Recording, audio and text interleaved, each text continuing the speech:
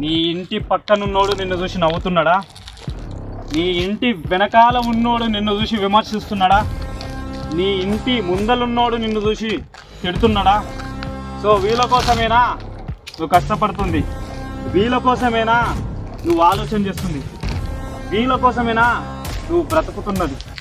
ఈ చెత్తగాల మాటలను చూసా నువ్వు డిసప్పాయింట్ అవుతుంది. ఈ చెత్తగాల మాటలు వినా నువ్వు ఆలోచన చేస్తుంది. వీళ్ళందరినీ పక్కన పెట్టేసే మిత్రమా. నీ సక్సెస్ అనేది ఈ ప్రపంచానికి తెలవాలి అంటే మాత్రం వీళ్ళందరినీ మర్చిపో. అర్థమవుతుందా?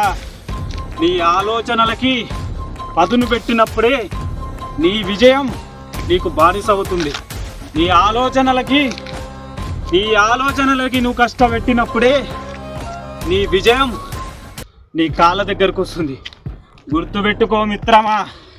ఎవడో చెత్త వెధవ ఏదో అన్నాడని, ఎవడో చెత్త వెధవ తిడుతున్నాడని, ఎవడో చెత్త వెధవ నేను విమర్శిస్తున్నాడు అని ఎందుకు ఆలోచిస్తున్నావు? ఎందుకు బాధపడుతున్నావు? ఈ బాధలని ఈ కష్టాలని పక్కన పెట్టు. రోజుకి ఉన్న 24 గంటల్లో ఒక చెత్త వెధవ నీకోసం 1 గంట ఆలోచిస్తుందంటే మాత్రం నీ విలువ ఎంతనో ఒకసారి ఆలోచన చేసుకో.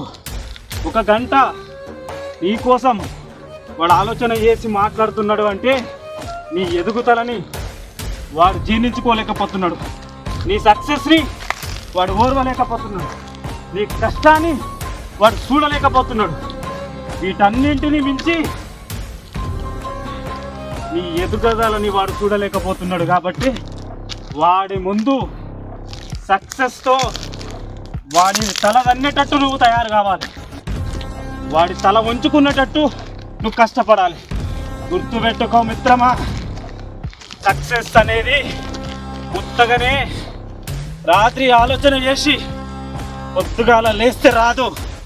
సక్సెస్ అనేది ఎప్పుడైతే నువ్వు నీ ఆలోచనలకి పదును పెడతావో ఆ రోజే సక్సెస్ నీకు బానిస అవుతుంది.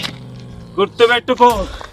చెత్తగాల మాటలు పక్కన పెట్టి ఆలోచనలకి పదును పెట్టి జీవితానికి బాటలు ముందడుగు వేస్తూ సక్సెస్ అవ్వడం నేర్చుకో. ఉన్న విలువను కాపాడుకోనికే తెలుసుకో. ఇంతకు మించిన జీవిత సత్యం ఇంకొకటి మిత్రమా ఉండబోదు, ఉండదు కూడా. అందరికీ ఆల్ ద బెస్ట్.